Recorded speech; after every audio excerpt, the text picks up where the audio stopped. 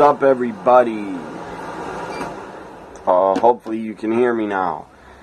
Said to turn off my air conditioner.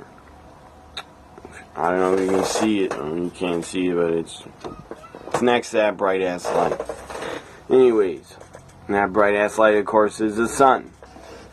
That's why I got these shades covering the window. Anyways, not shades, blankets. Anyways, I'm back doing this series of my videos. This is the Year in Wrestling 2013, Part 1. I'll be talking about probably January, about WWE, TNA, some Ring of Honor maybe. January until probably after WrestleMania. So here we go with the Year in Wrestling 2013 Part 1. Kicked off with the Royal Rumble. Royal Rumble kicked off with the pre-show match for the U.S. Championship. Antonio Cesaro, the U.S. Champion, defended and defeated The Miz to retain the U.S. title. Up next, on the pay-per-view, we had a last man standing match for the World Heavyweight Championship. Alberto Del Rio, the World Heavyweight Champion, with Ricardo Rodriguez, his former ring announcer. That guy, I believe, was released. He did a great job as Ricardo Rodriguez did a great job as Alberto Del Rio's personal ring announcer. He did a very good job announcing Alberto Del Rio. He would announce Alberto, and then he'd go, Del Rio. I can't do it justice in what he did, but he did a great job. Anyways, Alberto Del Rio defeated the Big Show. Thank God, because I didn't want to see Big Show World Heavyweight Champion in 2013. I didn't even want to see Big Show champion in 2004 or 5. He was WWE Champion in, I believe, 2002. When he defeated Brock, I was okay with that. But after 2005, Big Show should have retired. Up next, we had a tag team match for the WWE Tag Team titles. Team Hell No, Kane and Daniel Bryan. Great tag team. Team Hell No. Had great chemistry together. They were money. They were comedy gold. They were tremendous, was Team Hell No. They defeated, to retain the tag team titles, they defeated Team Rhodes Scholars. Another money tag team, in my opinion. Very entertaining. They defeated Team Rhodes Scholars, Cody Rhodes, and Damian Sandow to retain the tag titles.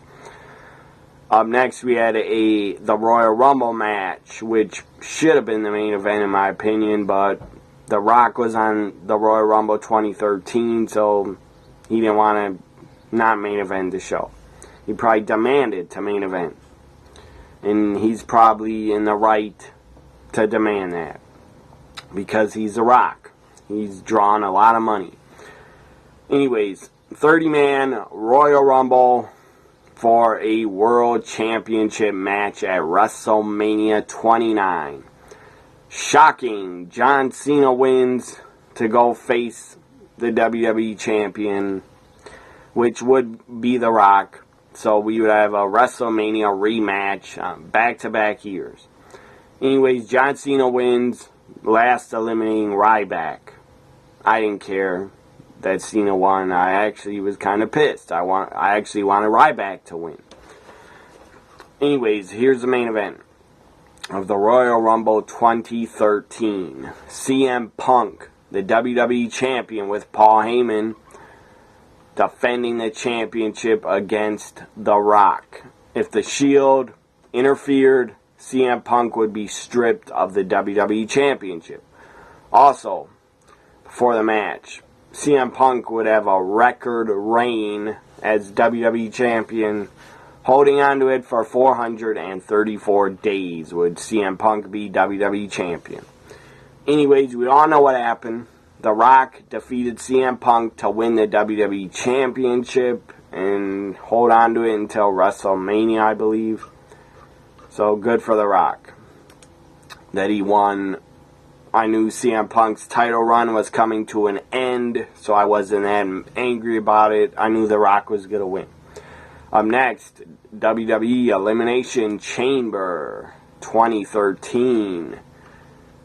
I almost thought it was not from my hometown. 2012, I believe, Elimination Chamber is from my hometown. Anyways, pre-show match at Elimination Chamber 2013 was Tons of Funk. I totally forgot they were a tag team, and they were a joke as a tag team. It was stupid. It was PG, stupid crap. Tons of Funk, Brodus Clay, and Tenzai, who was Prince Albert, with Naomi and Cameron, the Funkadactyls. My God, Brodus Clay and that stupid dancing dinosaur Funkadactyls gimmick was god awful. It was absolutely awful.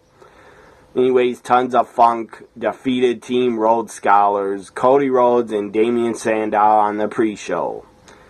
I don't know why Team Rhodes Scholars never got a bigger push. They might have been tag champs, but I don't even remember if they were. Anyways, pay-per-view. First match of the pay-per-view for the World Heavyweight Championship. Alberto Del Rio again defeats The Big Show. This is a Royal Rumble repeat and Royal Rumble rematch. Alberto Del Rio again defeats The Big Show by submission. Last month, he defeated Big Show in a last man standing, I believe, at Royal Rumble 2013. Up next, we had a U.S. title match again. Antonio Cesaro defeated The Miz by disqualification. Up next, we had... I'm going to just talk about the main events now, not the entire show. As I discussed in other videos, I'll talk about the entire pay-per-views for Royal Rumble, WrestleMania, TNA Lockdown, TNA Slammiversary, TNA Bound for Glory, and WWE SummerSlam and Survivor Series. I'll talk about the entire shows. Anyways, the main events were The Rock defeating CM Punk in a rematch. CM Punk got his rematch. Singles match for the WWE Championship. If The Rock was counted out or disqualified, he would lose the championship. Of course, The Rock won and defeated CM Punk to retain the championship. Now on to WrestleMania 29. Pay-per-view which took place from New York, New Jersey. MetLife Stadium, East Rutherford, New Jersey. WrestleMania 29 was a pretty good WrestleMania. I would say it was better than 32, in my opinion. If I could find the matches, here we go. Pre-show match was The Miz defeating Wade Barrett to win the Intercontinental Championship. And then we all know what happened the next night on Raw after WrestleMania. I believe Wade Barrett won the title right back from The Miz, so he had a 24-hour Intercontinental title run, which was pretty ridiculous and kind of funny. I thought it was funny. 6-man tag team match to kick off WrestleMania, the WrestleMania debuts of The Shield. Seth Rollins, Dean Ambrose, Roman Reigns, The Shield make their WrestleMania debut. They defeated the team of Randy Orton, Sheamus, and The Big Show. I don't know why they had to pair up The Big Show with Randy Orton and Sheamus. It was a very odd team, odd couple of a team. It was weird. But I'm glad they lost to The Shield because The Shield deserved and needed a WrestleMania victory on their first WrestleMania. Up next, we had a singles match which was pretty boring, and it wasn't very good. Mark Henry defeated Ryback. As I said, it was pretty boring to me. Maybe other people enjoyed it, and that's okay if you enjoyed it. Tag team match for the WWE Tag Team titles. Team Hell No, Kane and Daniel Bryan defending against Dolph Ziggler and Big E Langston with AJ Lee. This was a pretty good tag team title match. I enjoyed it. It only lasted 6 minutes and 18 seconds. That's pretty pathetic. For a tag title match at a WrestleMania to last only 6 minutes, that is fucking pathetic, in my opinion.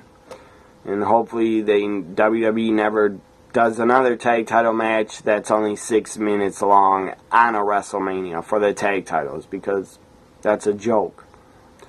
So Kane and Daniel Bryan, Team Hell No, retain the tag titles, and I think they'd hold on to the tag titles a pretty damn long time.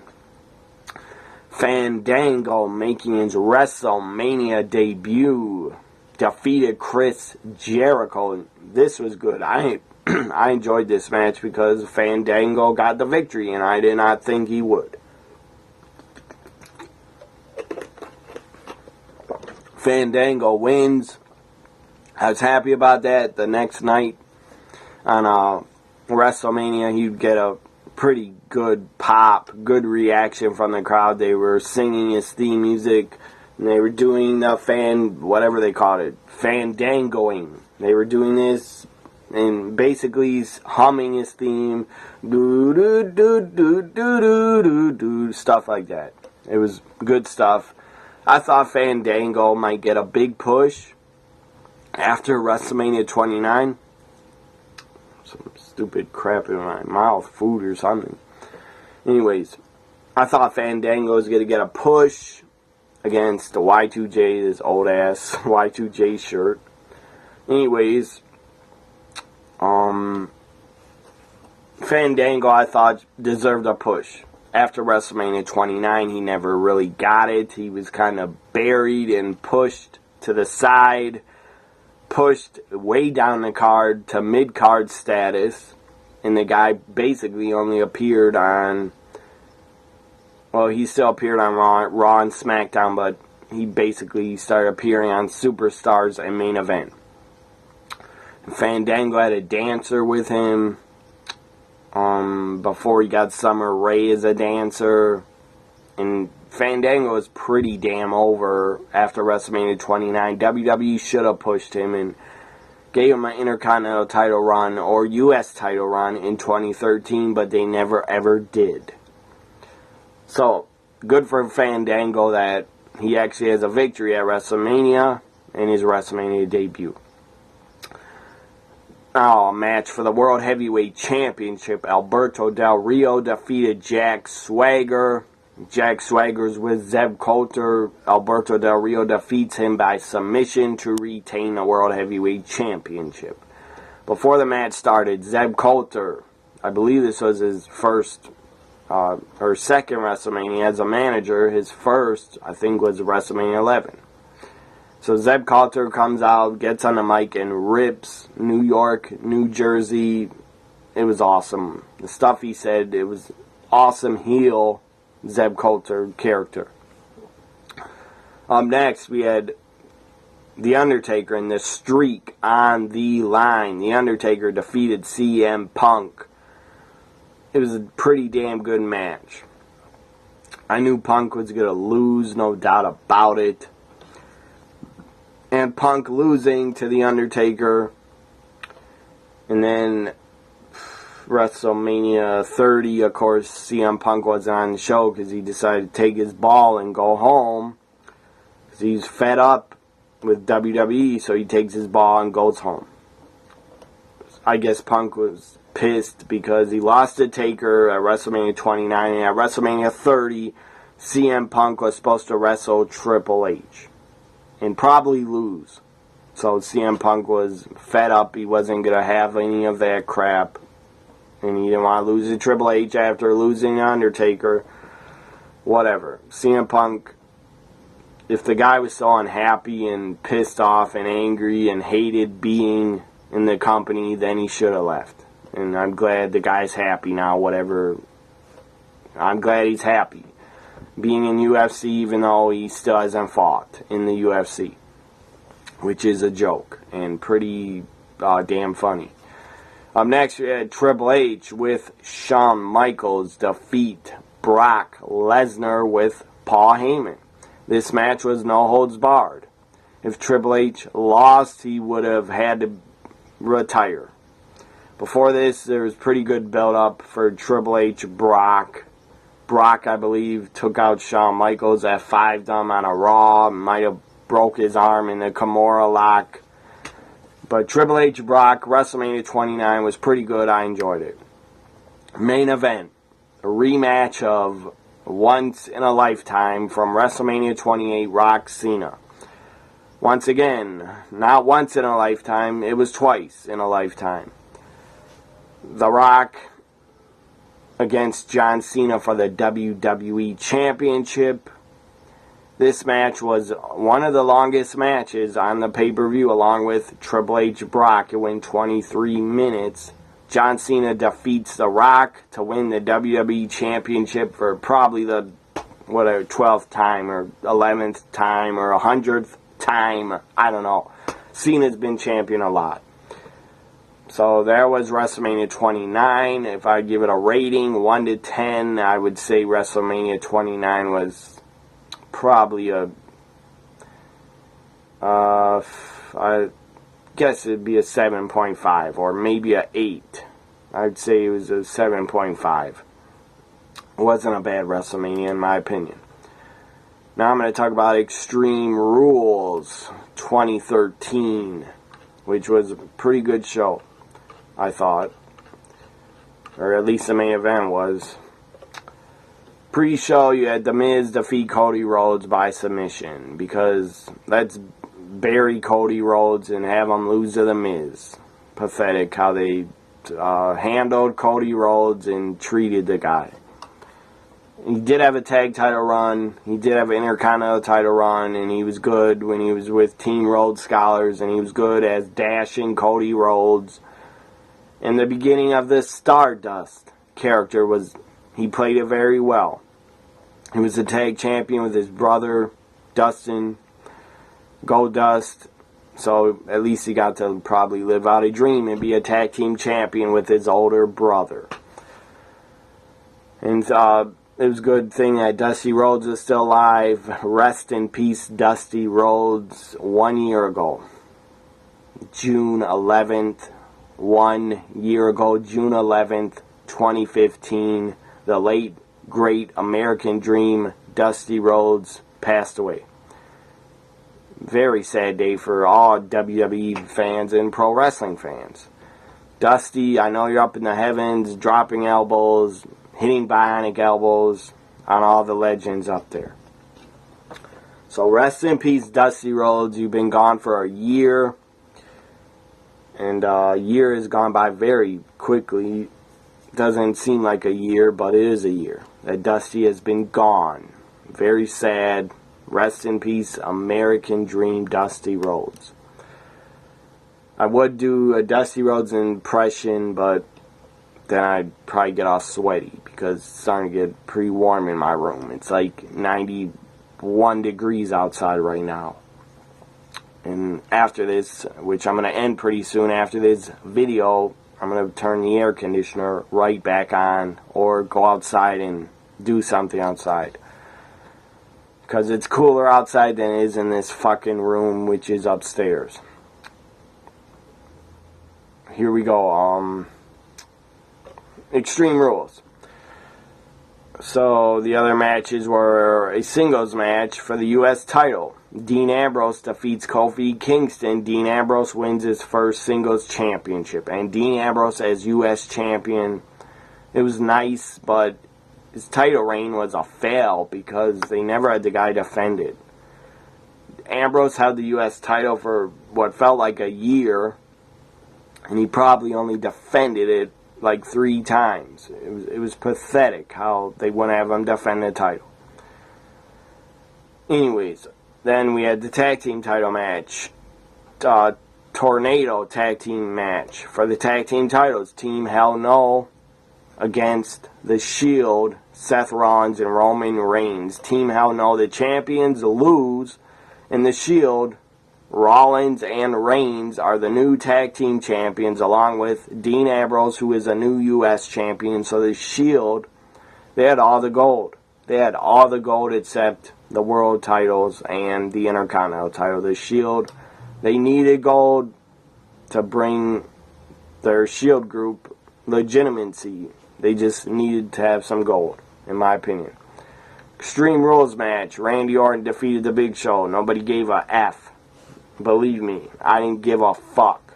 I like Randy Orton. I'm a fan of his, but I didn't care about him versus Big Show. WWE Championship Last Man Standing match. John Cena defends and defeats against Ryback. It ends in a draw. I don't remember how it ended in a draw, but it did.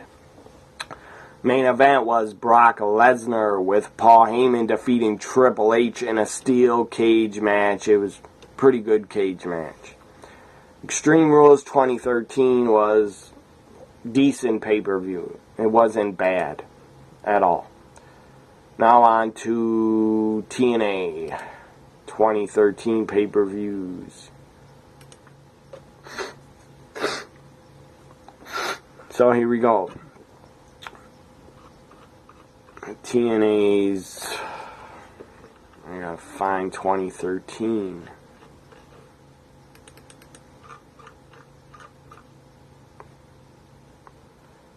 So in 2013, I guess, is the year that TNA cut down on their pay-per-views. Why'd they have to cut down on their pay-per-views from 12 the year before down to 4? They probably did it to save money. And money, cut costs, stuff like that. That's why they did it. I mean, the WWE Network wasn't around in 2013 yet, but it was coming in 2014. And after WWE Network came, I don't think many people ordered many wrestling pay-per-views anymore. Not Ring of Honor. Some people order Ring of Honor, but not that many. Not TNA pay-per-views, not many at all. I fear Slammiversary 2016 pay-per-view. I fear that might not even get 6,000 people to buy it. And that's sad. Anyways, here we go with TNA Genesis 2013, which was the January pay-per-view. So the main events were, first we had a gauntlet match to determine the number 1 contender for the Knockouts title. Velvet Sky defeated ODB, Miss Tessmacher, who was Brooke Adams, Mickie James, and Gail Kim. So Velvet Sky is the new number 1 contender. The other top matches to determine the number 1 contender for the TNA World title. Christopher Daniels with Kazarian defeated James Storm. In a singles match, Sting defeated Aces and Eights member Doc, who I believe is Luke Gallows. So Sting defeats Doc. Main event was TNA World Champion 3-way elimination match for the TNA World title. Jeff Hardy defeated Bobby Roode and Austin Aries in a pretty good match. So that was Genesis 2013. Now I'm going to talk about TNA Lockdown 2013, which took place from, I don't know why TNA win here. TNA Lockdown 2013 took place from the Alamo Dome in San Antonio, Texas. The Alamo Dome is a giant stadium. It used to be, I believe, the home of the San Antonio Spurs until they left. Alamo Dome has hosted a lot of Final Fours, NCAA Final Four tournaments. They probably hosted some football games, or some bowl games. Alamo Dome is fucking huge. If you watch Royal Rumble 97, WWE was in the Alamo Dome. They probably drew 50 to 60,000. Well, TNA, I don't know how many TNA drew. The crowd looked decent. The camera shots they had of the crowd at Lockdown 2013, it looked like a good crowd. Maybe 4,000 to 5,000. Or maybe 3,000 people. I don't know how many were there. I don't have the number of how many people were at Lockdown, but the Alamo Dome holds like 50 to 60,000. So I don't know why the fuck TNA decided to run that dome, because they were not going to fill it. They couldn't even draw 10,000, which was sad. I wish they would have drew 10,000, but they couldn't. So my guess is Lockdown 2013 is probably under 8,000 people. Maybe under 5,000. So Lockdown kicked off with Kenny King, X Division champion. Kenny King defended against Christian York and Zema Ion. Zema Ion is still in the company. He's DJZ. Three-way match for the X Division title. Kenny King wins and retains. Up next, we had Joseph Park, who was playing a different character, like a nerdy type character, always dressing in a suit, and always afraid to wrestle and get in the ring and afraid to get beat up. Well, when Joseph Park would bleed in a match, he would snap, and he would turn into Abyss, and then beat the crap out of his opponent, which was a pretty cool idea. Joseph Park defeated Joey Ryan. Joey Ryan, the guy did not last long in TNA. He was not there long at all. Up next, Knockouts title on the line. Velvet Sky, the champion, defeated Gail Kim to retain a Knockouts title. I enjoyed Velvet Sky as a Knockouts champion. Robbie T defeated Robbie E, which was not a good match or a good feud. Robbie T, pretty good worker. I believe his name is, or before he came to TNA, he was Rob Eccles. Pretty good worker. Singles or triple threat three-way match for the TNA Tag Team titles. Bobby Roode and Austin Aries, the champions, defeated Bad Influence, Christopher Daniels and Kazarian, and Chavo Guerrero and Hernandez. So Bobby Roode and Austin Aries retained the tag titles. They were a damn good team. In a steel cage match, I guess all of them were not cage matches. I do not think they were all cage matches. For some reason, they were not all cage matches. I don't know why. Maybe Hogan and Bischoff didn't want every match to be a cage match. Wes Briscoe defeated Kurt Angle in a cage. Why in the fuck did Wes Briscoe have to go over Kurt Angle? To me, that makes no sense, and it was stupid as fuck. Maybe Wes Briscoe got some help with outside interference from Aces and Eights. I don't remember. But fucking ridiculous to have Kurt Angle lose to Wes Briscoe. Which, Wes Briscoe was in the business for only like 1 or 2 years, and the fucker disappeared because he wasn't a good worker. And probably didn't have the passion for wrestling either. Wes Briscoe, to me, the guy seemed like an idiot, and he seemed like he didn't want to be in wrestling, and like he didn't love it. So now, a lethal lockdown match. Team TNA, Sting, Magnus, Samoa Joe, James Storm, and Eric Young defeated Aces and Eights. Devon, Mr. Anderson, Nux, Doc, and Garrett Bischoff. So Team TNA defeats Aces and Eights. It was a pretty good lethal lockdown match. From what I remember, it was pretty good. I enjoyed it. Main event was Bully Ray defeating Jeff Hardy to win the TNA World Title in a steel cage match. Bully Ray wins the TNA World Title for the very first time, and then he turns. Hulk Hogan was on the outside of the ring. I guess he was the TNA general manager at the time. And he's with his daughter Brooke. I believe Brooke came out, and Bully Ray was in a storyline with Brooke Hogan where he was like in love with her, dating her, and he asked her to marry him. And Brooke said yes. That was just, I don't know why. Who came up with that storyline of... I'm going to turn this computer off.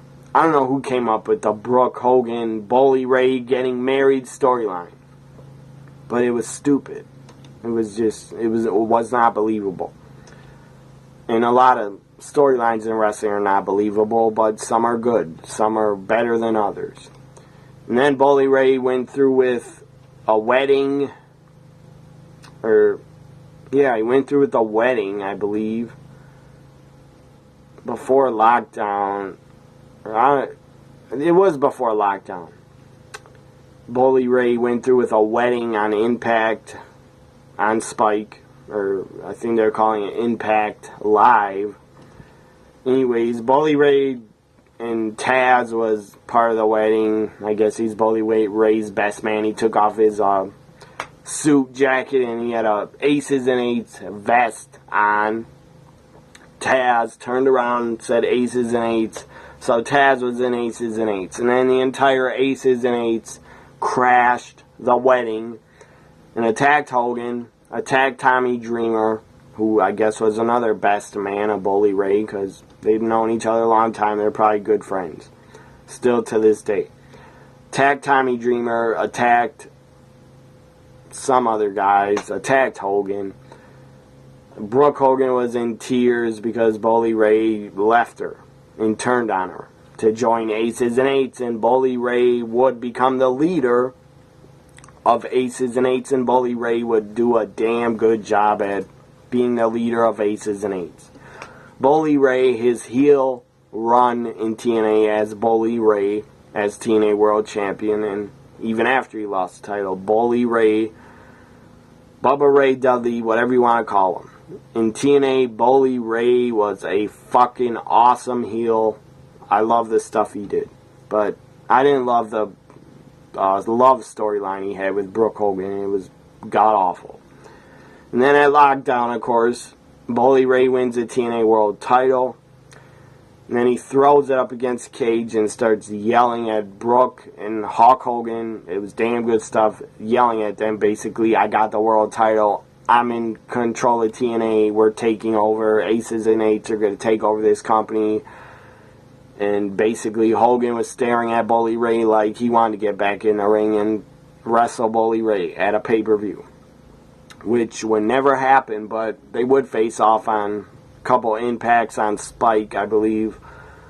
Hulk Hogan would go face-to-face with Bully Ray. He ripped his shirt off and he had his hands taped and he started punching Bully Ray, and then the entire Aces and Eights came in and they were fed to Hogan, and Hogan beat them all up. Anyways, and then I think Sting would come out and make the save for Hogan. I didn't talk about in 2012, my last series of Year in Wrestling videos, I don't think I talked about Sting and his Joker character. I loved it. I mean, maybe other people did not enjoy it. And that's okay, but I loved what Sting did with that Joker character. The guy was entertaining as hell. He played the part as a Joker character very well.